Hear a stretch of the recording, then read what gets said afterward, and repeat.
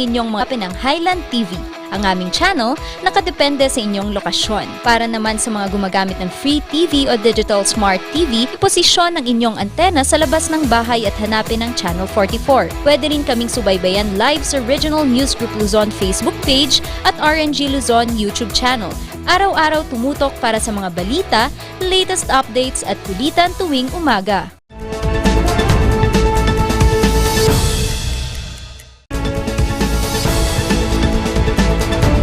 Narito na ang mga nagpapagang balita.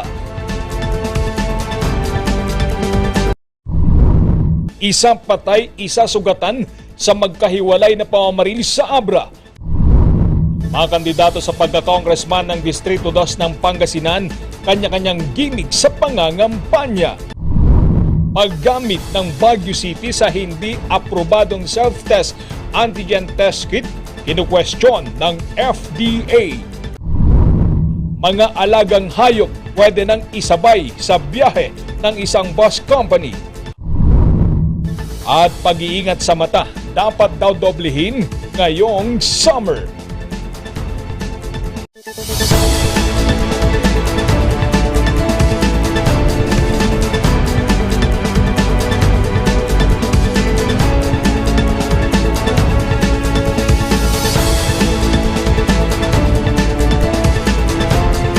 Mula sa Highland TV News Center Baguio, ito ang Luzon Headlines.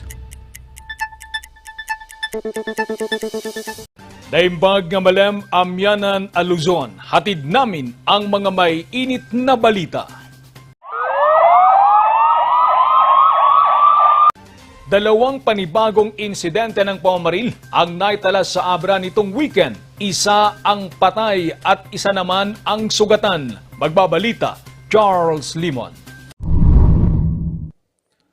Alas 12:30 ng hating gabi noong Sabado, patay sa pamamaril si Barangay Kagawad Marlon Tabaday Tanurio, 50 anyos at residente ng Barangay Bolbolo, Pilar, Abra.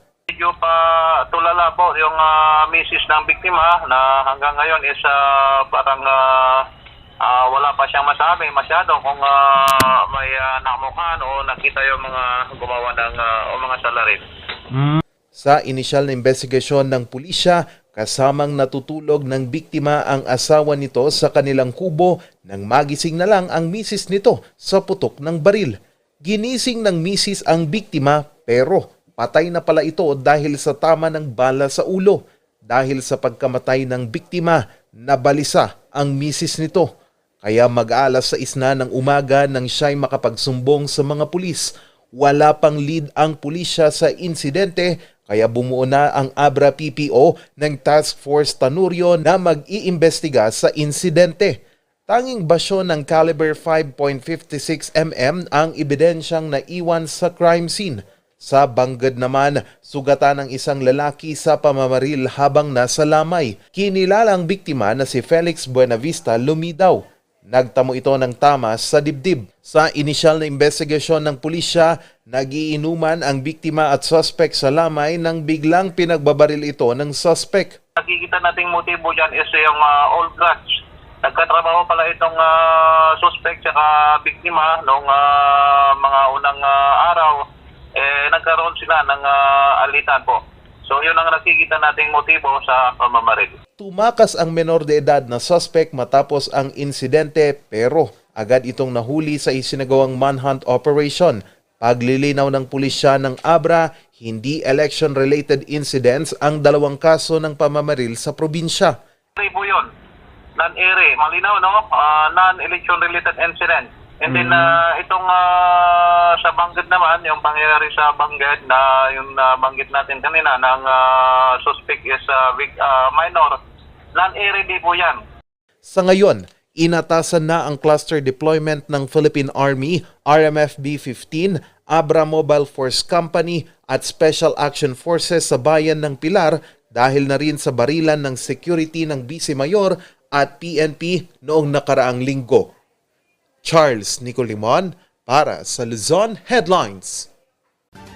Ilang residente ng Baguio ang nabugbog at nanakawan habang naglalakad.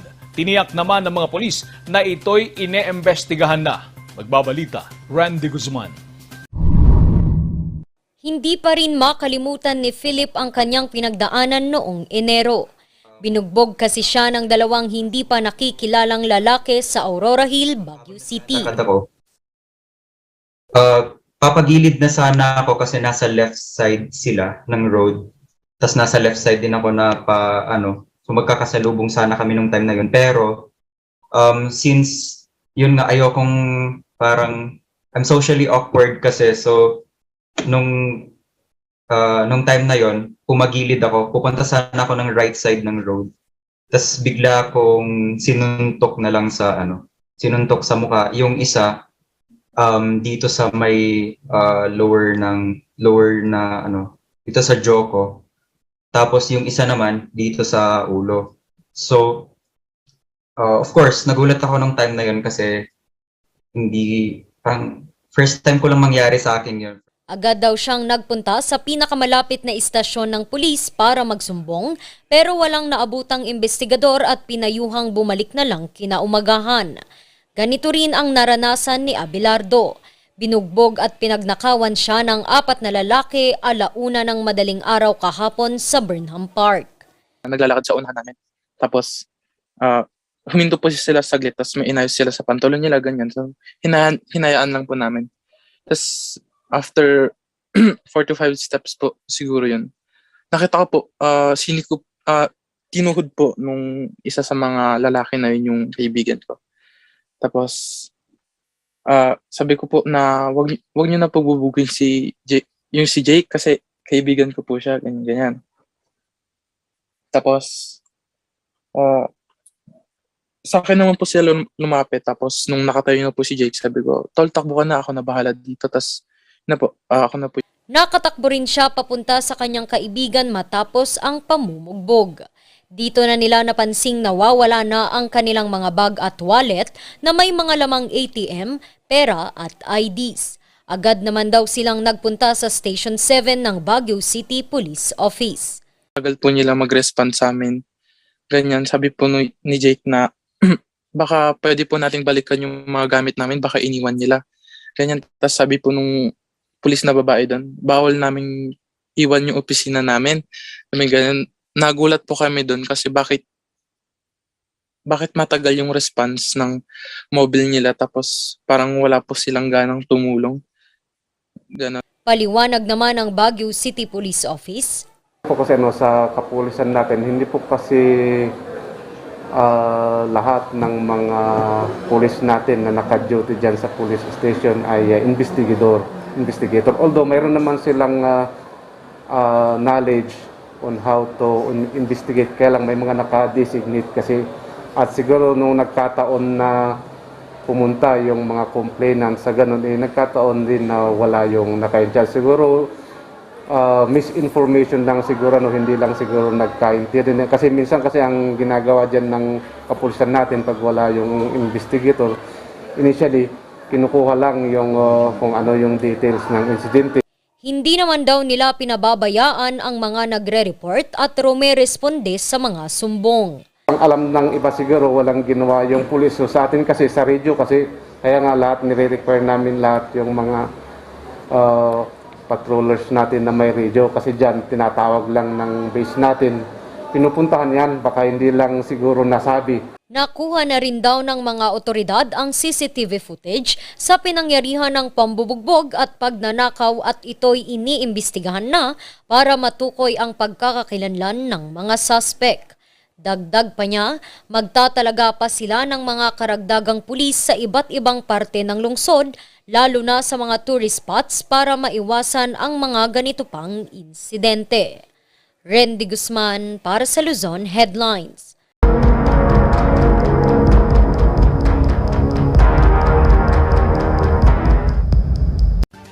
Samantala, ipinapanukala ng mga eksperto na maisali na ang booster shot sa definisyon ng pagiging fully vaccinated. Puspusan naman ang kampanya ng City Health Office para makumbinse ang mga residente na kompletuhin ang kanilang mga bakuna. Magbabalik sa report, Charles Limon. Hindi pa nakukumpleto ni Johanna ang kanyang bakuna kontra COVID-19. Noong Pebrero pa dapat niya natanggap ang second dose, pero wala na raw siyang balak na magpa-second dose at booster dose. Walang time. Dahil usually kapag pipila ka doon, ahaba na ng pila, then hanggang 12 ka na or hindi ka abot sa lunch. Kaya naman, todo na lang pag-iingat sa COVID-19. Isa lang si Johanna sa ilan pang mga residente na kinukumbinsi ng lungsod na magpabakuna. We are doing house to house ngayon just to convince them dahil yun na nga kailangan pala talaga yung booster natin. As we have seen, yun nga isa yun kaya mababa rin ang kaso natin dahil sa mga pagbo-booster din natin. Itinigil na ng pamahalang lungsod ang pagbabakuna sa SLU at UB Gym. Tanging ang SM Parking Building at Health Districts ang naiwan para sa vaccination. Sa kasalukuyan, pumalo na sa 280,374 ang fully vaccinated sa lungsod. Pero posible itong bumaba dahil dapat na raw palitan ang definisyon ng pagiging fully vaccinated. We have to change the definition of fully vaccinated that will now include primary vaccine series plus the booster. Okay? Kasi meron naman tayong supply na ng booster or doses, no? Pangalawa rin siguro yung si Kraken, no? Yung pag-require natin sa mga workplaces na pag bumalik ang mga tao sa trabaho, i-require na rin natin na encourage natin na bago sila makabalik, nandun na rin kasama na naka-booster doses na rin sila. Pag nagkataon, aabot na lang sa 37% ang fully vaccinated sa lungsod. Kaya naman, todo kayod ang lungsod sa rollout ng booster dose. 107,000 na ang ating na booster and that's only 37%. So, konti pa yon. But then we said na kailangan ang mabooster natin will be prioritized to A1, that is the health workers, A2, yung mga senior citizens, and A3, yung mga may comorbidity. Yun naman ang sinasabi ng DOH that if we cannot give booster shots to all, we have to at least prioritize the first three. Ayon kay Dr. Solante, dapat lang na manatili pa ang alert level sa bansa habang may rollout ng bakuna. Aking bagay ito na hindi muna tayo magbaba ng alert level, especially now na medyo mababa pa rin ang booster vaccination natin. Na at this point in time, maganda ang mga kaso pababa na, pero dapat hindi pa rin natin kalimutan na nandito pa rin ang Omicron variant at karagdagang protection, especially sa mga vulnerable population, ang booster. Inaantay pa na aprubahan ng IATF ang ikalawang booster dose bago ito i-roll out sa vulnerable population. Ayon sa Department of Health, maaari lamang na makuha ang booster dose pagkatapos ng halos 2 buwan matapos matanggap ang first at second dose. Charles Nicolimon para sa Luzon Headlines.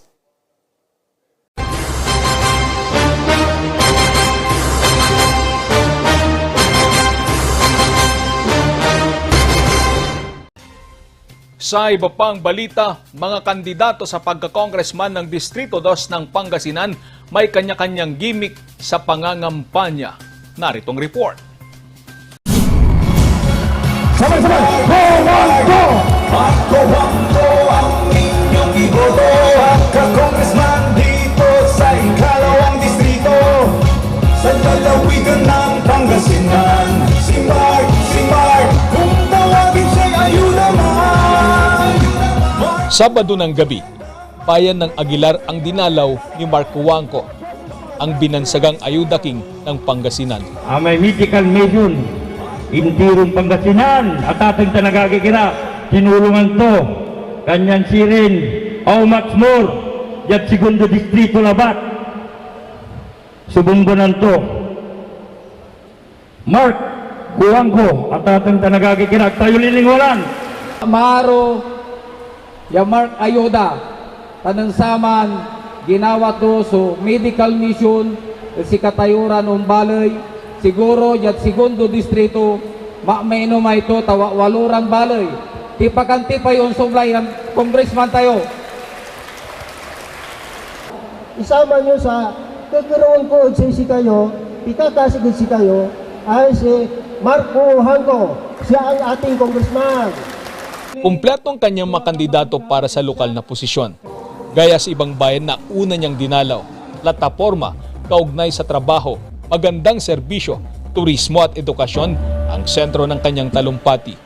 Ang kailangan po para gumanang buhay ay ang ating lugar ay tumamis sa mata ng mga namumuhunan para dito po sila dumating sa atin, dito mamili ng kaprasong lupa, dito nila itayo ang kanilang sari-saring hanap buhay, negosyo at industriya para dito po sa ating mga bayan may likha natin ng mas maraming trabaho, trabaho, trabaho.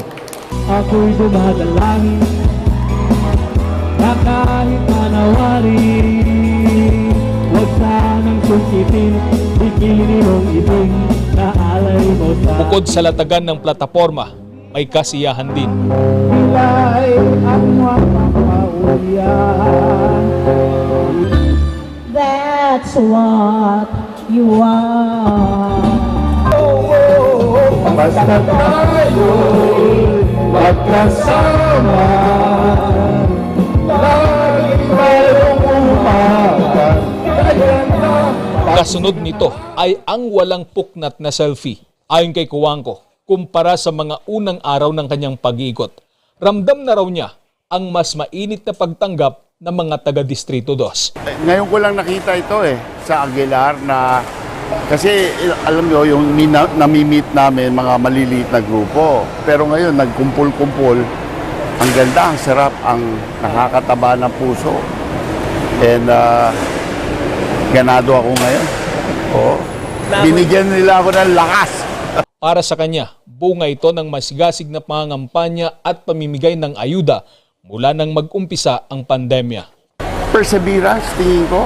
Yung perseverance namin, yung ayuda. Congressman ko'y Mark Cuangco, siya ang ating iboto. Iaangat ang buhay na Congressman ko'y Mark Cuangco, siya ang ating iboto. Iaangat ang buhay ng lahat. Kinabukasan, umikot ang motorcade ni Cuangco sa lahat ng barangay ng Aguilar. Nanuyo naman online si incumbent Congressman Jumel Espino, ang makakatapat ni Cuangco. Again, sa inyo po lahat na sumusuporta po sa amin, sa buong Team Espino, yung API Party List, syempre kay Gov Pogi.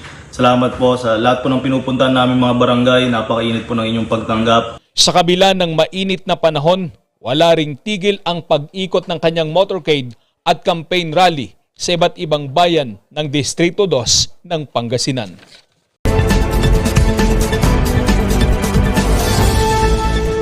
It's election time once again at maraming katanungan tungkol sa eleksyon at isa na dito, can a barangay official, barangay captain, barangay kagawad raise the hand of a candidate by way of an endorsement to his candidacy? Pag umikot ang mga kandidato, pwede bang itaas ng isang barangay captain o barangay kagawad ang kanyang kamay upang ipakita na siya ay iniendorso ng opisyal na yan? Ang isang kapitan o kagawad ay elected public official and he is elected into a political office. At ang opinyon ng Supreme Court dito, merong freedom to express ang preferences ng mga public servants. No? And considering that there is a freedom of preference, ibig sabihin, yung mode of expressing yung preference na yan, hindi siya limited sa pag-announce ng pangalan ng isang kandidato, but it may also take other forms. And one of those forms is raising the hand of the candidate. In fact, even civil service employees Ang turing dito ng Korte Suprema, hindi ito political partisan activity. Yung pagsabi kung sino ang kandidato mo, yung pagtaas ng kamay, ay hindi siya considered as partisan political activity ng isang civil servant or empleyado ng gobyerno. Ito ay desisyon doon sa Republic of the Philippines versus Michelle Soriano Gallo. Ang sabi ng ating Baguio Boy, si Associate Justice Marvic Leonen, civil service employees and public servants are allowed to vote. And they are also allowed to express their views on political issues or mention the names of candidates of public office whom they support. And ang origin nito, sabi ni Justice Leonen, doon sa provisions ng discussion ng Constitutional Commission. At doon sa discussion ng Constitutional Commission, wala itong sinasabi na ang government employee or worker has no right whatsoever in an election campaign except to vote. So that is very clear. The government official has no right whatsoever except to vote. Pero hindi ito yung kaso dito sa Republic of the Philippines versus Gallo. Ang sabi dito sa Gallo case, public servants, civil service employees are free to express their views. Although, of course, hindi ka pwedeng tumayo sa rally at magsalita, but they can express their views in some other ways. And this is not considered as partisan political politics.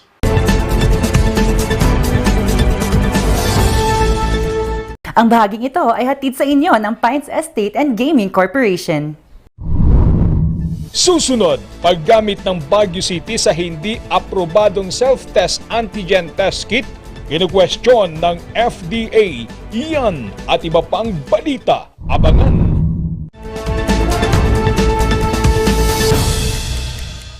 Mula pa Oktubre nung nakarang taon, nagsimula na po akong mamasyal sa buong lalawigan ng Pangasinan. At ngayon po, napuntahan ko na ang mahigit sa 1,000 mga barangay sa atin pong lalawigan. Ano ang aking naging obserbasyon?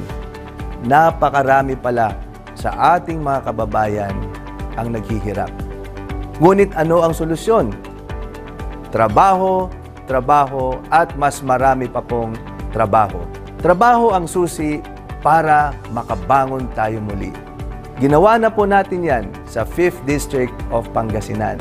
Nagtayo po tayo ng isang economic zone. Nakapag-imbita po tayo ng isa sa pinakamalaking kumpanya mula po sa Japan. At ito ay nakapagdulot ng 10,000 trabaho. Gagawin din po natin yan sa buong lalawigan ng Pangasinan. Magtatayo pa tayo ng 3 pang economic zone.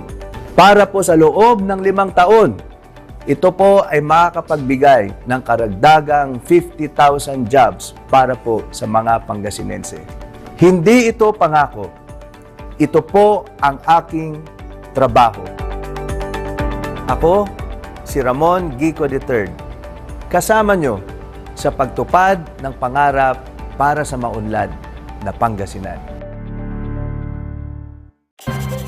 Ang saranggola at ang tali nito ay maaaring lumapit, sumabit o bumuhol sa linya ng kuryente.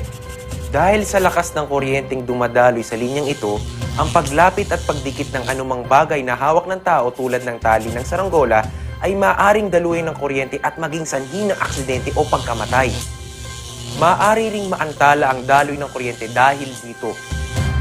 Ang paalalang ito ay mula po sa NGCP. The renewable energy resource of the Philippines. Si Mig Subiri ang nag-akda ng Renewable Energy Act na nagpasok ng 1 trilyong pisong pondo na nagbigay ng trabaho sa halos 3 milyong Pilipino, nagdala ng liwanag sa milyong-milyong tahanan at nagpaunlad sa libu-libong komunidad sa Pilipinas. Pangako sa inyo mga kababayan, sa tulong ninyo, itutuloy natin ang pagsulong ng mga batas tulad ito.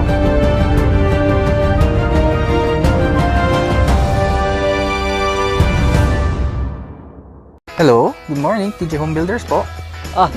TJ Home Builders po? Yes po, sir.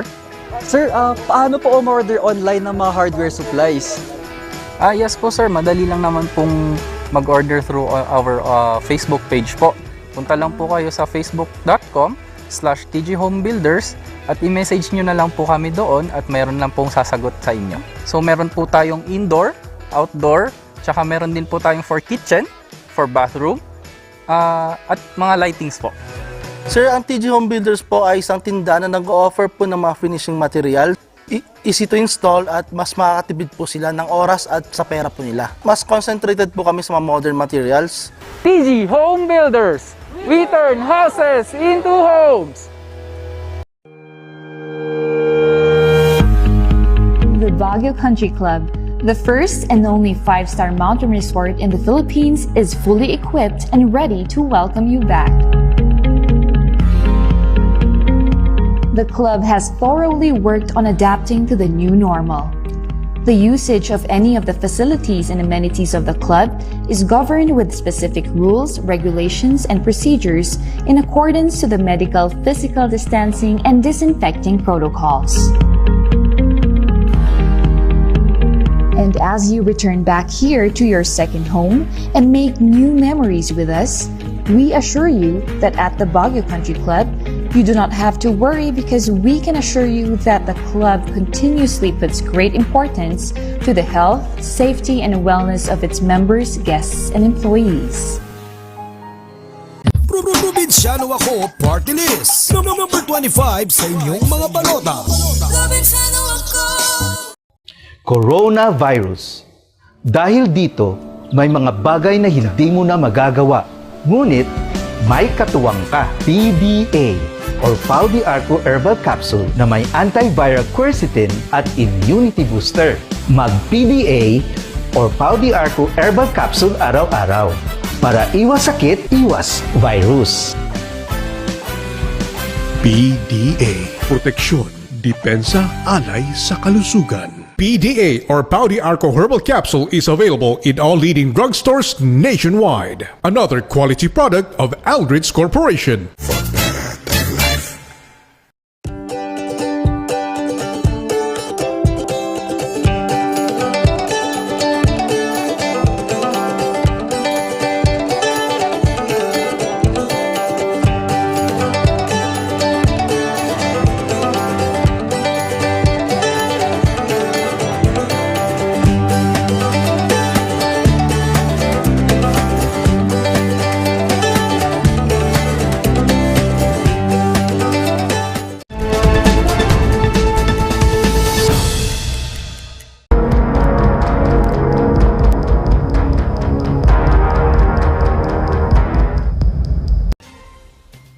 Kinu-question ng Food and Drug Administration ang pagpayag ng pamahalang lungsod sa isang brand ng antigen test kit kahit hindi ito self-test kit.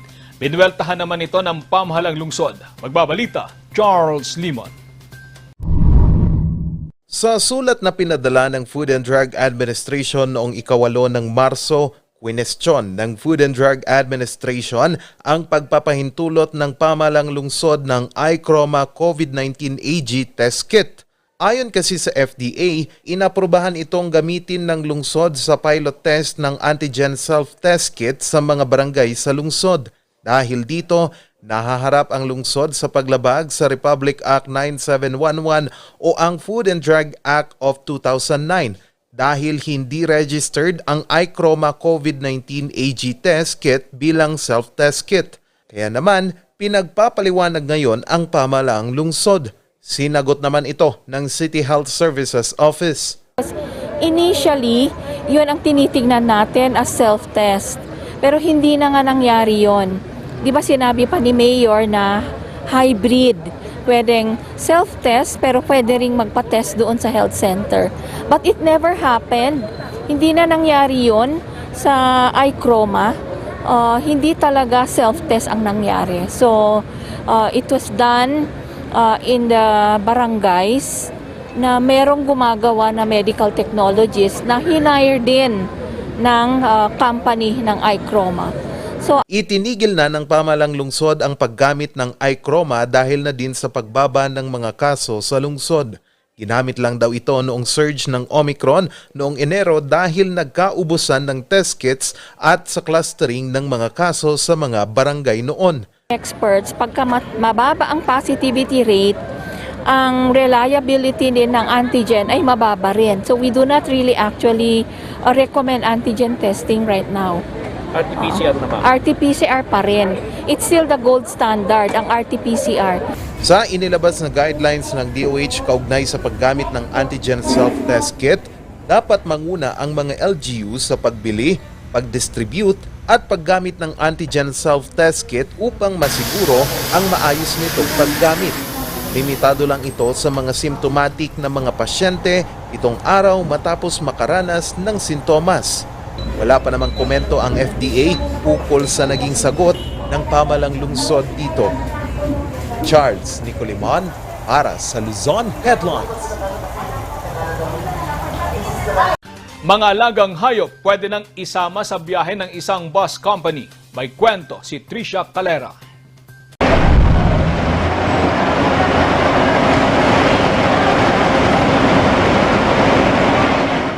Malaking ginhawa para sa ilang mga pasahero ang pet-friendly trip ng Victory Liner. Para kay Blessing, nakapamilya na ang turing sa alagang aso, magandang balita ito, kaya sinamantalanan niya ang oportunidad na isama sa biyahe ang kanyang aso. 4 AM po yung biyahe ng mga pits, 4 AM ng umaga at saka po yung pangalawa is 5 PM po. Kailangan lang po na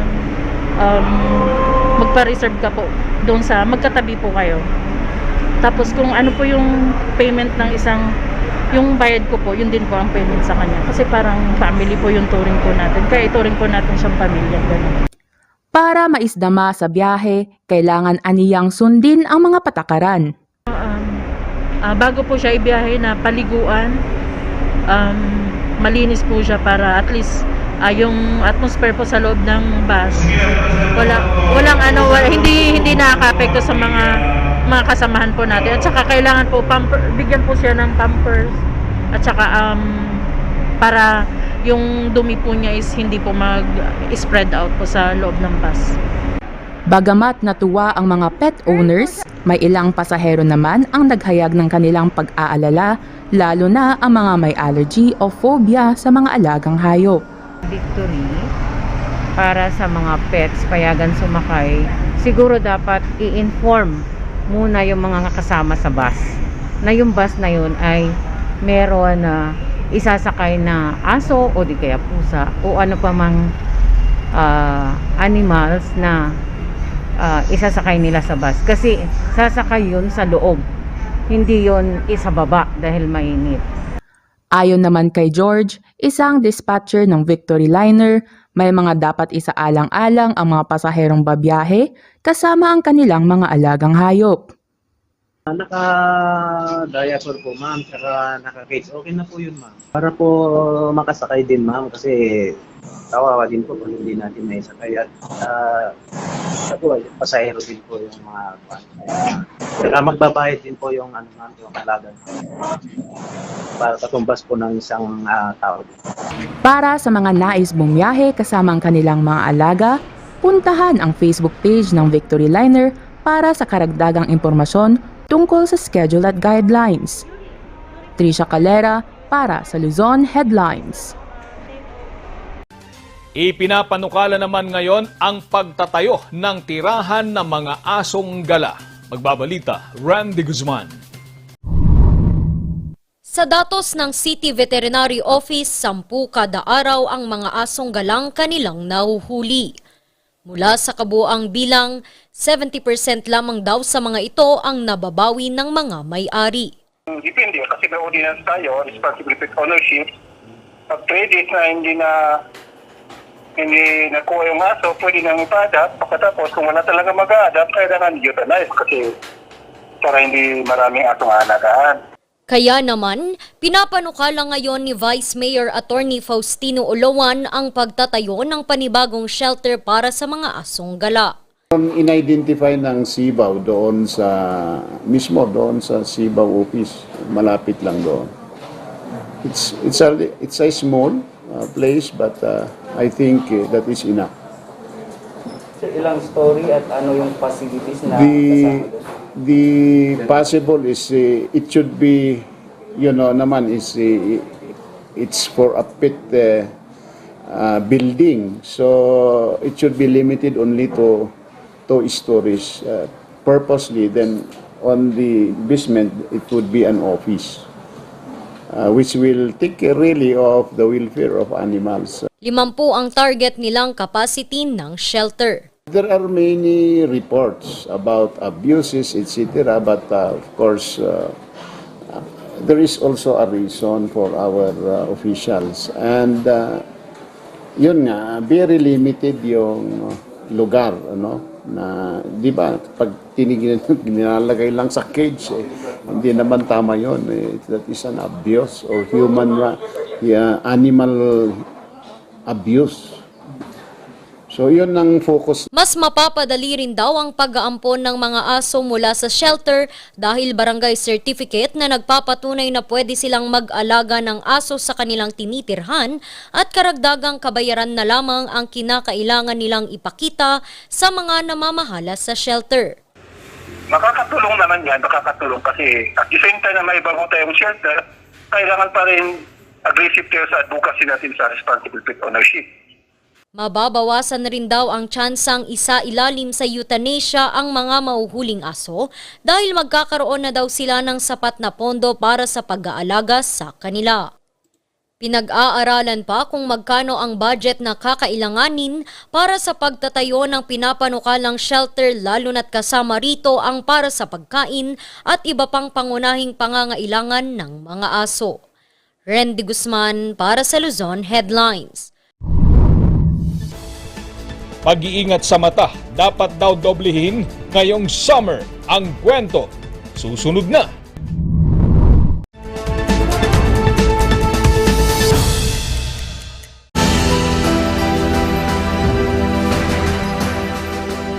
I will fight for boosting of our tourism industry.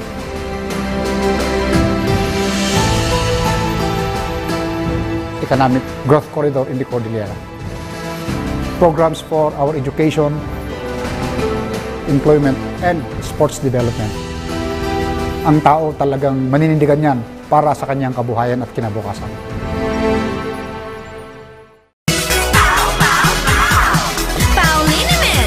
Masakit ba ang likod, ang kasu-kasuan? Namimitig o masakit ang iyong kalamnan?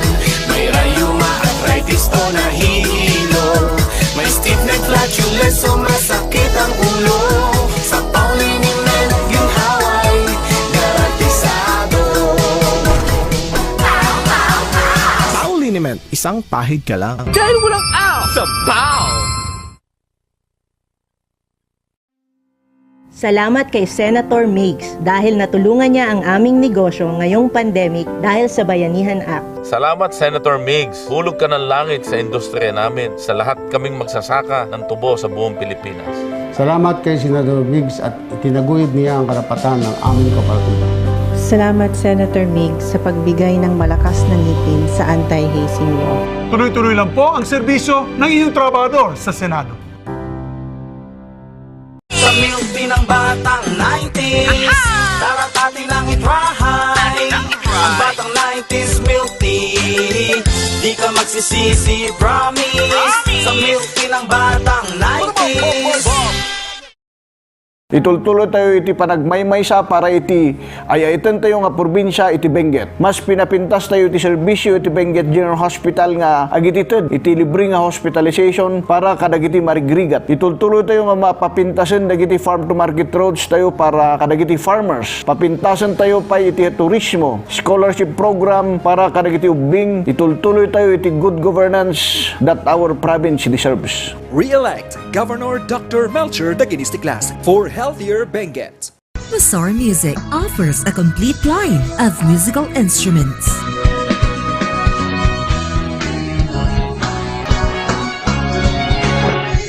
Mazar Music, Baguio's pioneer in online music and art lessons.